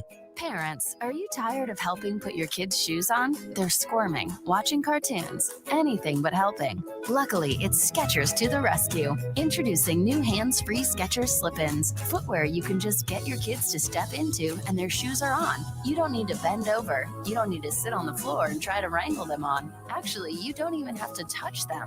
With Skechers slip-ins, they just step in and go. Plus, they're so easy, they could be the first shoes your kids can put on by themselves. And Skechers slip-ins are great for older kids too. They're quick, easy, and fun. The secret is a unique comfort pillow in the heel that helps your child's foot slide securely into place and cradle it in comfort. Plus, they're available in all types of Skechers styles with and without laces. And most are machine washable, so you can keep them looking newer longer. Get Skechers slip-ins, the "where have you been all my life" shoes, for your kids or for mom and dad today. Find Skechers slip-ins at a Skechers store, Skechers.com, or wherever stylish shoes are sold. Donna from Louisiana. The storm just hit, and we went from donating to the food bank to needing it. Hunger is a story we can end. End it at feedingamerica.org. Brought to you by Feeding America and the Ad Council. El Paso's News Radio 690 KTSM. Live from the KTSM AM 690 studios, it's Talk El Paso with Andrew J. Polk. To be a part of the show, call 915-544-KTSM or follow on Facebook at facebook.com/Talk El Paso. Now here's your host, Andrew J. Polk. Thank you all so very much for joining us here for Talk El Paso, airing live on News Radio 690 KTSM. I'm your host, Andrew J. Polk. Thanks for tuning in, however you may be doing so, be it online, on-air, online, live streaming through the free and reliable iHeartRadio app, or joining us over on the social media pages, Facebook, YouTube, Twitter, and Twitch.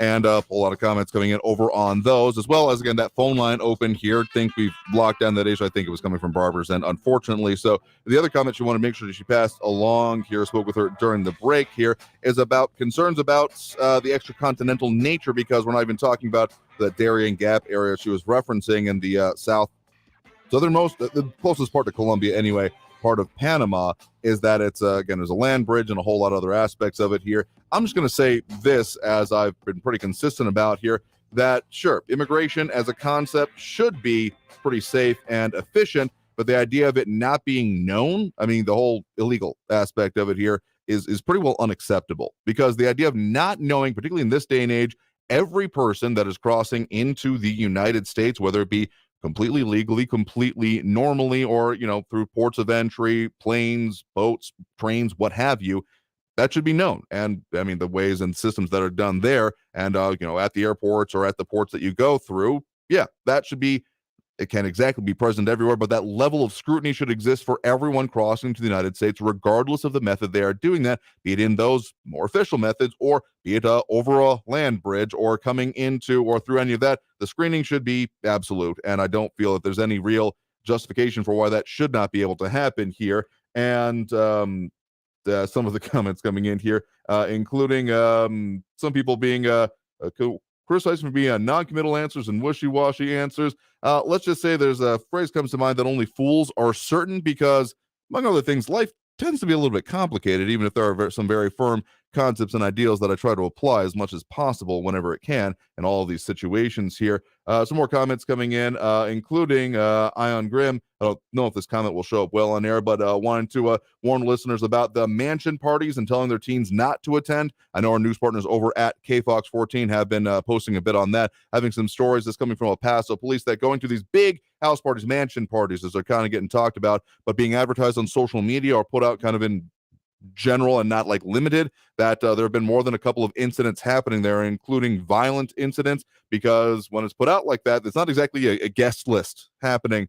And the fact that anyone can show up, and often people that seem to have beef with each other showing up, and that's spilling over. Yeah, it's a bad plan to go there and do that. You can also find, again, stories on that from this week from our news partners at KFOX 14. I am 90% certain it was part of our news update from yesterday, but more comments coming in here about all of these things here. Definitely encourage people to stay informed about that here. And some concerns also coming in from some of our other commenters about the availability of things. Kathy Kodry saying that fuel prices may have dropped a few cents. Unfortunately, everything associated with petroleum products has skyrocketed. RJ commenting on some of the areas around here, saying Food City, Fox Plaza closes, big box stores rule the world, can stay open, you must close, billionaires making more billions, gotta love it. I mean, there was a little bit of wanting to run the business or not as part of that here. But Kathy Cordry also asking, where is Fox Plaza? Yeah, Alameda, not too far from, the Coliseum, or what's the cross one off of I-10 from right there? Not too far, actually, from UMC and the Medical Centers of the Americas, Texas Tech, honestly, if you had a little bit further down Alameda from there. And Kathy Cordry pointing out very accurately, try getting to Canada or Mexico without proper documentation, you'll end up in jail. I mean, comparisons between different countries' laws are interesting, even if I'm much more interested in what we actually do or aren't doing here. Anyway, let's get back to those phone calls again. That number to call, 915-544-5876, 544-KTSM. We do have Frankie and Messia on the line with us here right now. Frankie, thanks for joining us. In the words of the great John McEnroe, you cannot be serious. While I was waiting for my turn to get on, I heard Awful Andrew and Bewildered Barbara going off the best they possibly could and spin this schmucky stuff that what happened to the orange Cheeto guy about you guys get F. Flat F. That's it. Now, second point. Hypocrite. I want to use that word, and Merriam-Webster Dictionary has got to come up with a new version and put that word, and right next to it is a big fat picture of that Cheeto-looking dork Donny Dotard. That is a hypocrite. Fat. Right there. No doubt about it. Now, I wanted to say something else. I'm going to have to save it for tomorrow. But I know you like to do the local stuff. But I want to say something. You guys, with your valuation on your properties, you are getting so smashed and bashed and gashed and gashed with your whole tax situation here. I told you before, I got $1,000 back from our great Governor Michelle Lujan Grisham. Okay, yeah, you argued the points that you made before. I still got $500. What did you guys get in Texas? You are getting smashed. With your property taxes, because your whole tax structure, you're killing yourselves. Get with the program, people. That's what I want to say right out of the box.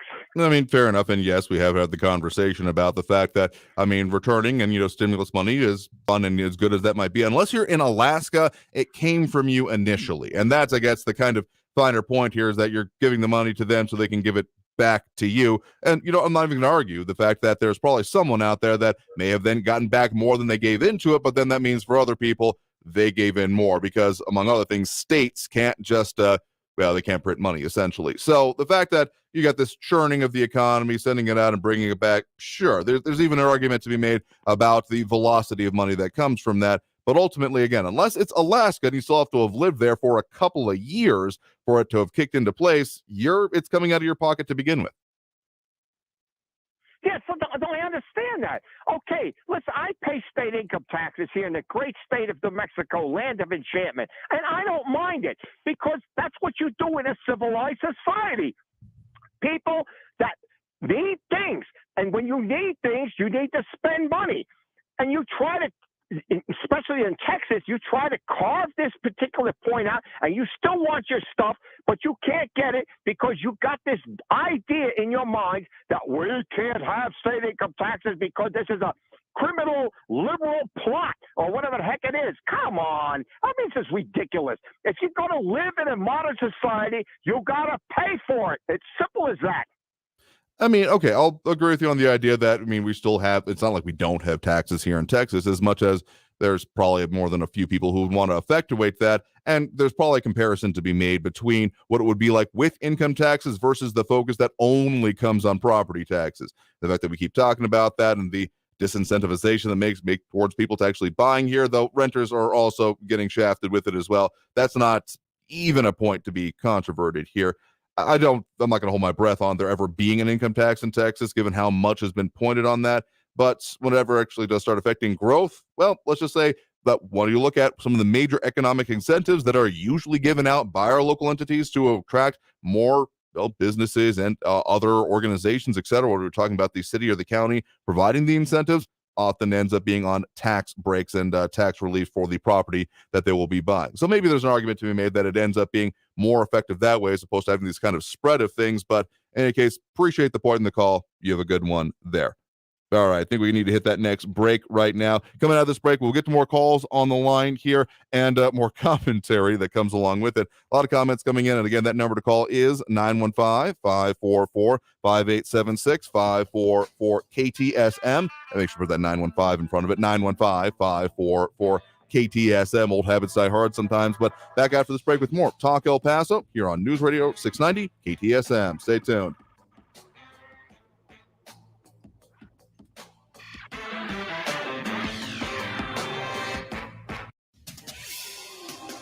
El Paso's News Radio 690 KTSM.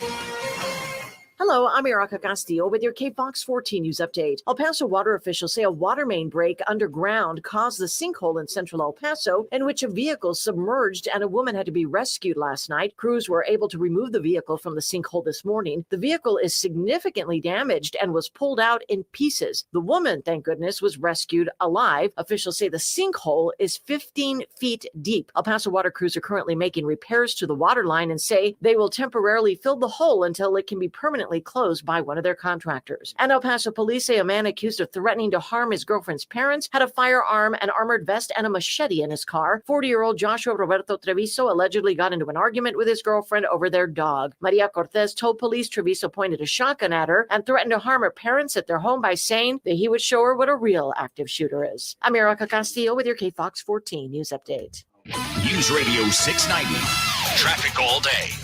On your El Paso roadways, I-10 westbound and Mesa Street exit downtown, there's a crash reported. An accident reported Global Reach southbound at Montana Avenue. Heavy congestion and stop-and-go traffic there. I-10 eastbound at Viscount, a disabled 18-wheeler is blocking the right shoulder there. And a sinkhole that opened up yesterday on Gateway South has all southbound lanes closed at Yandell. Carrie Edwards, El Paso traffic. From the KFOX 14 Severe Weather Center, this is Chief Meteorologist Sandra Diaz. We continue with our chance for some more scattered showers and thunderstorms, some of which will continue through the overnight and into your morning. Now, as we get going into the weekend, we've got temperatures still in the lower to mid 90s. So the weekend is looking good temperature-wise. Now, as far as rain chances, we keep that scattered chance for showers and storms going into Friday, and then a decrease over the weekend. Log on to kfoxtv.com for the latest forecast and radar. This report is sponsored by the Our American Stories podcast. If you love being an American, then listen to the best storytelling podcast in the country, Red Pilled America, a weekly storytelling show that tackles the tough topics corporate media mocks. Listen to Red Pilled America every week on the free iHeartRadio app. That's Red Pilled America. Almost 3 million people use Navage to breathe better, sleep deeper, snore less, and stay healthier. I'm Martin Hoke, and I invented Navage, the world's only nose cleaner that helps flush out airborne germs with powered suction.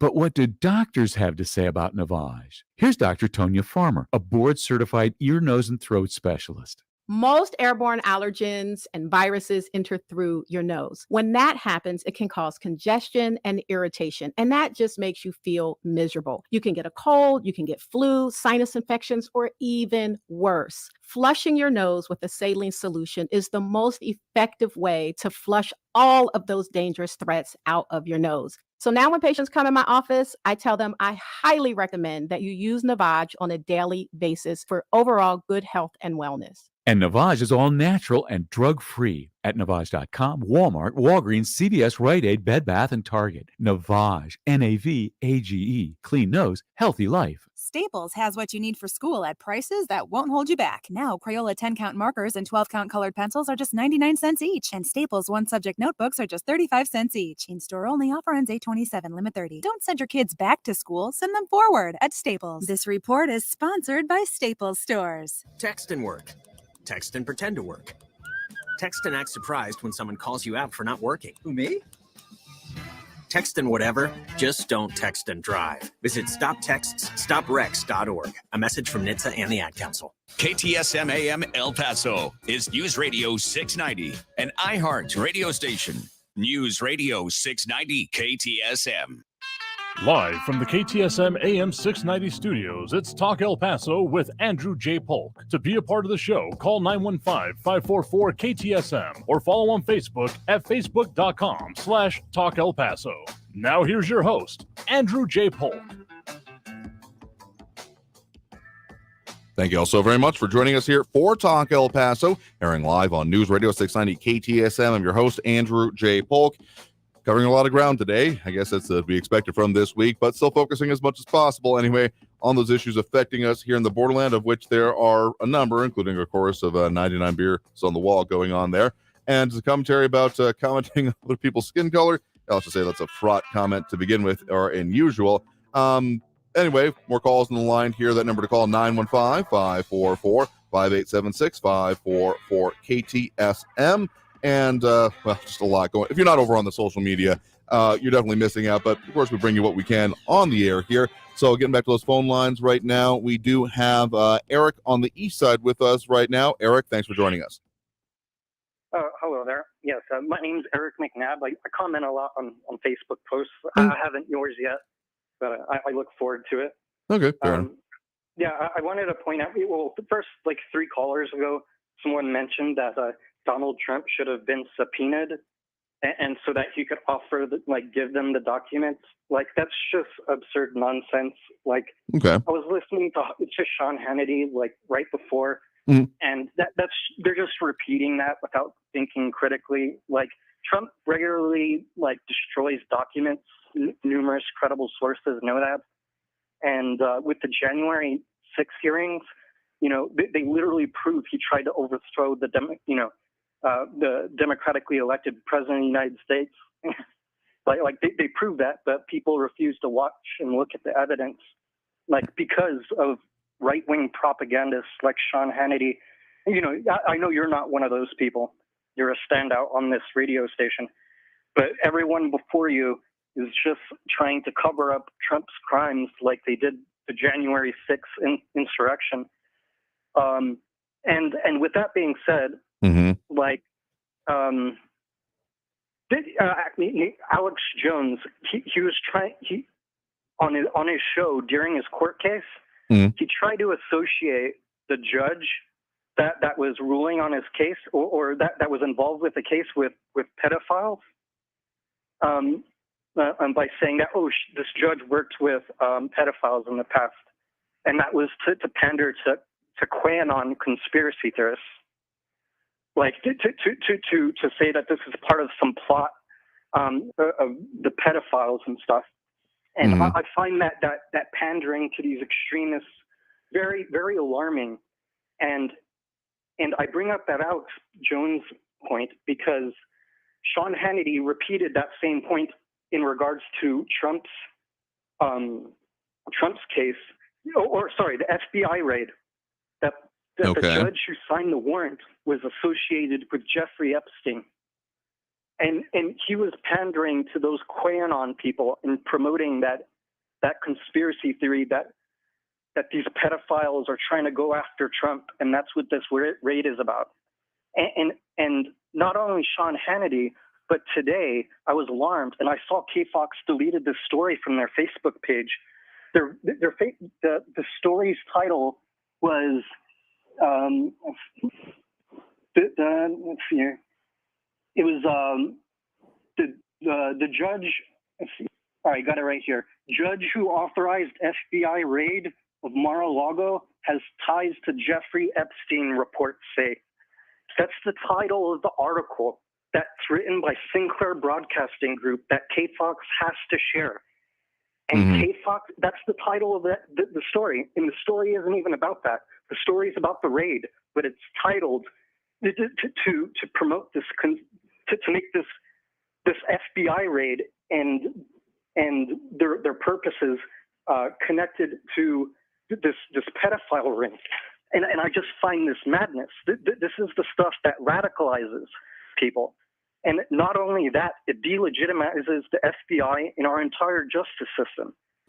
Let me just say this on that. I mean, everything that Jeffrey Epstein and by extension Ghislaine Maxwell touched should be fully investigated. And I think I and myself and others have been frustrated by that and the lack of apparent movement on there. If there's investigations going on in the background, would love to know more about that progress here. But I will say I'm also generally opposed to the idea of whataboutism. Well, what about this? What about the other parts of it as a way to not focus on the issue at hand here? So as much as there may be some, well, frankly, important things in the background of there, and again, want to get to the core issue here, when it comes to pointing out, qualifications or a background of other individuals involved maybe in a decision-making process, whataboutism is the kind of best way I can think to point it here. There's also another way to put it, ad hominem attack.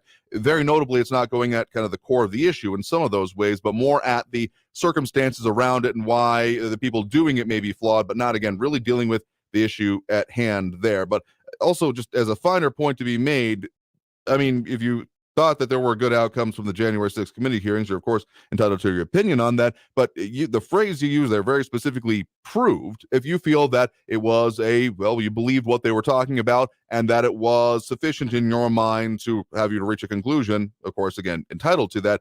But again, just that phrase proving is not accurate in this sense or in this way, because this was not a court hearing and certainly not something that direct consequences will come out of. I've been very clear and very plain this whole time about saying that there should be an investigation, and coming out of that, I would love to see a report coming out of that. Not sure if I ever actually will, but that also if there should be charges done for the people involved or the events happening there, that should happen that way.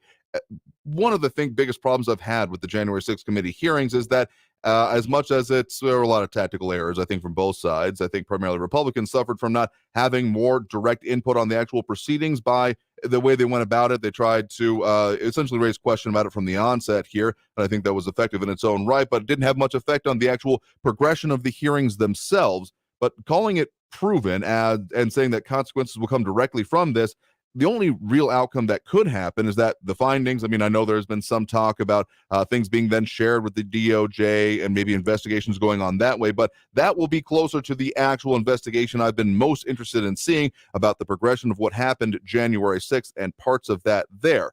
So that's, again, the biggest issue I have with that is that, sure, if you believed it and you're happy with the way those happened, again, entitled to that. But the actual progression here and the fact that we're talking about, no cross-examination, none of that was really a part of this because it's not a court of law. It's a congressional hearing. It's a legislative, not a judicial process here. So, again, entirely entitled to your opinion here. And just as a minor fact to be made on the whole Alex Jones case, because it keeps coming up, I know that a lot has been said about the damages, punitive and otherwise, that have been assessed there. There actually might be a significant reduction on that. I do believe it was out late yesterday from the Texas Tribune that a 2003 Texas law could shield Alex Jones from paying the majority of the $50 million defamation case judgment there. So some more movement happening there. I don't find myself agreeing a whole lot with Alex Jones on a variety of issues, but the way things progress and happen and the way the laws interact with it is certainly very important to me there. So Appreciate the point in the call. You have a good one there. Let's try to get at least one more call before we hit that next break here. We do have Nate on the east side here with us right now. Nate, thanks for joining us. Yes, sir. Thank you, Andrews, and God bless you for your program and all that you continue to do. Mm-hmm. I just want to be real brief. Just make hopefully a positive remark from my perspective, anyway, and I hope it has that. It intended to have that impact. I just wanted to say, when your radio show first kind of started out, I mentioned about something I'd read once about that there would be a day or a period when everything would not make any sense. There'd be no rules to imagine showing up to a game. You was invited to no rules or whatever case may be.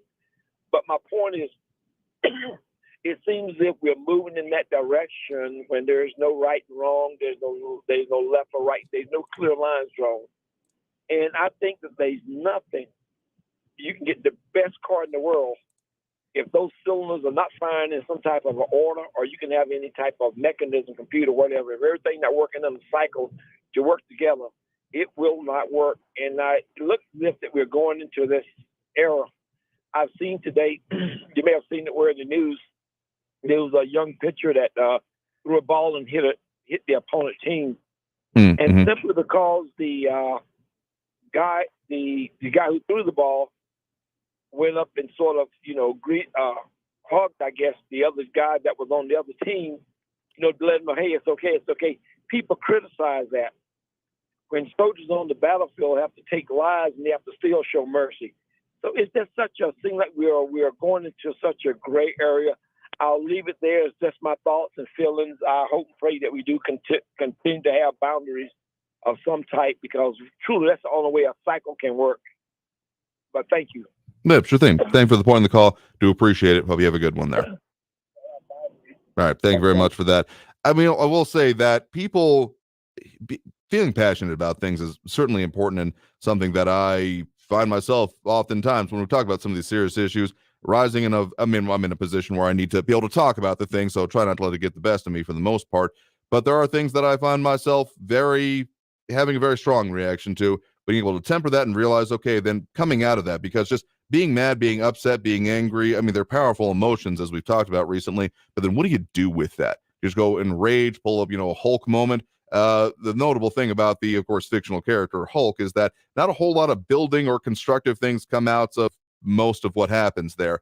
So how do you actually do something constructive out of it? It often takes on changing that and turning it into, longer term action, because that's also another real foible of the anger emotion, is that you're often then just wanting to tear everything down and not think about what happens after or in the long term, what it takes to actually build something up. Tearing something down is intensely easy. It's been done constantly over the entire known history of humanity. But the idea of taking to build something up, say a country that we inhabit now, has taken a lot more long-term and long-lasting emotions than that. And so if people consider those things, which I hope people do, understanding that to truly see us through any crisis takes a whole lot more thoughts, communication, coordination, and action than any one particular bout of fury can get you through here.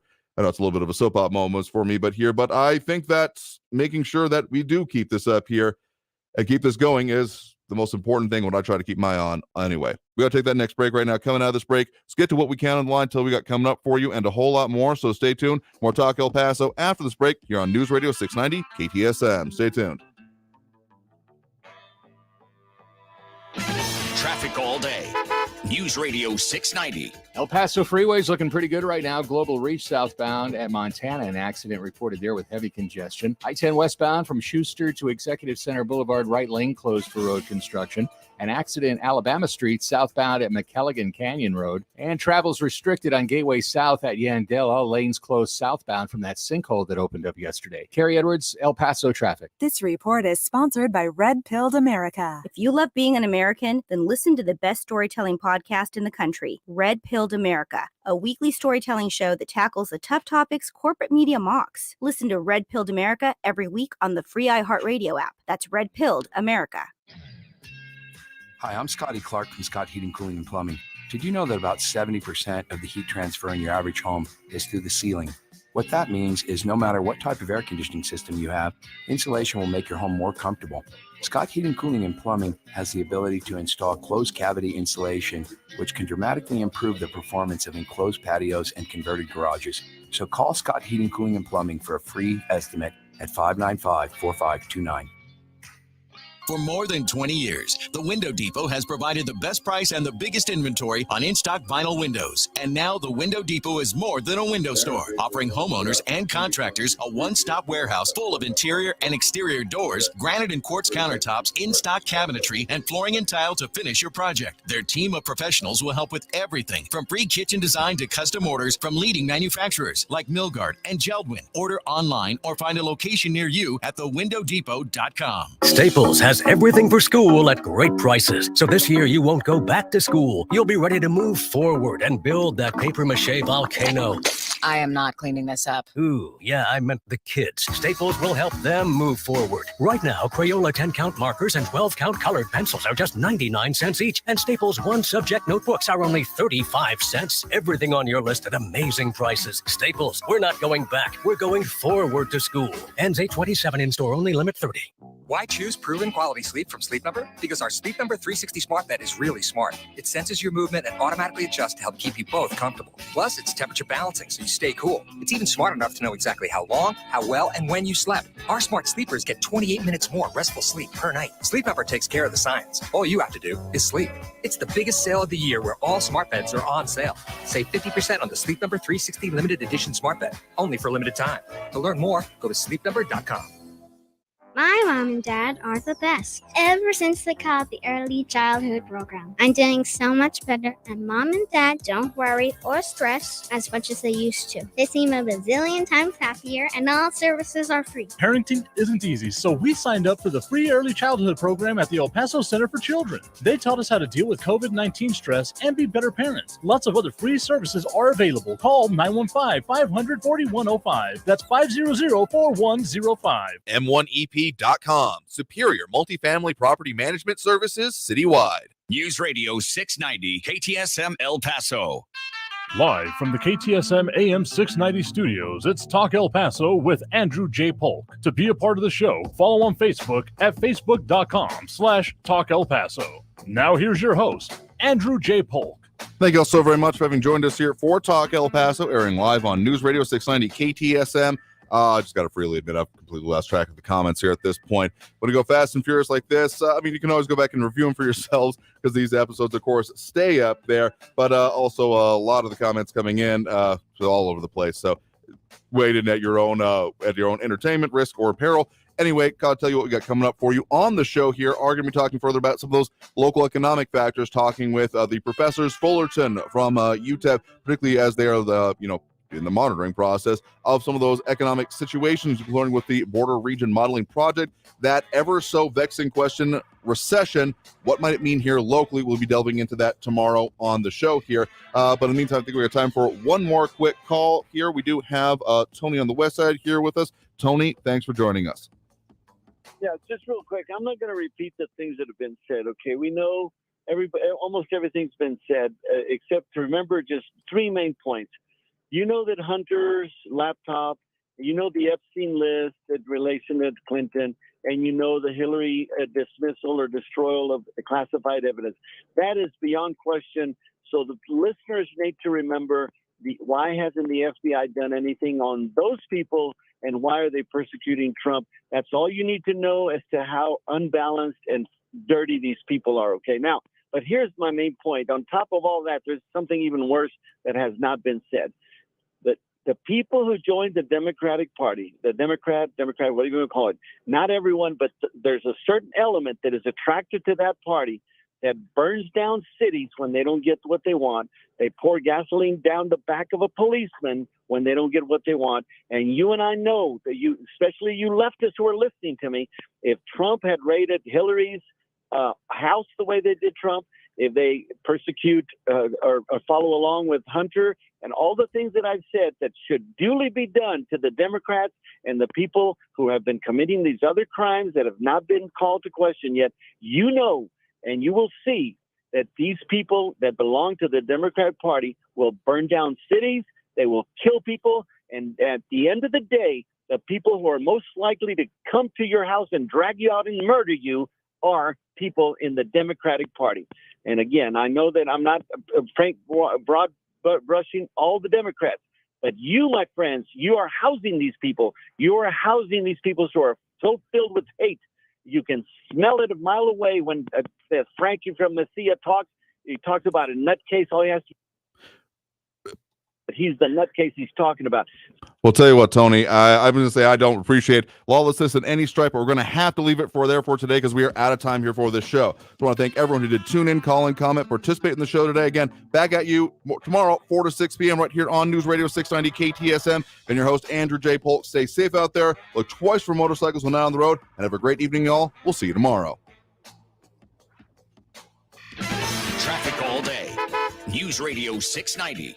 El Paso Freeway is looking pretty good right now. Global Reach southbound at Montana, an accident reported there with heavy congestion. I-10 westbound from Schuster to Executive Center Boulevard, right lane closed for road construction. An accident Alabama Street southbound at McElligan Canyon Road. And travel's restricted on Gateway South at Yandell. All lanes closed southbound from that sinkhole that opened up yesterday. Kerry Edwards, El Paso traffic. Portions of the following program were pre-recorded. NBC News Radio, I'm Brian Shook. A top Federal Reserve official is predicting interest rates will go even higher in the future. Lisa Taylor has more. Chicago Fed President Charles Evans believes interest rates will top out at 3.5% when this year is over. As for next year, Evans says they could reach 4%. This comes despite the latest Consumer Price Index report showing signs inflation may be slowing down. The CPI for July was unchanged after a jump of 1.3% in June. Investors are reacting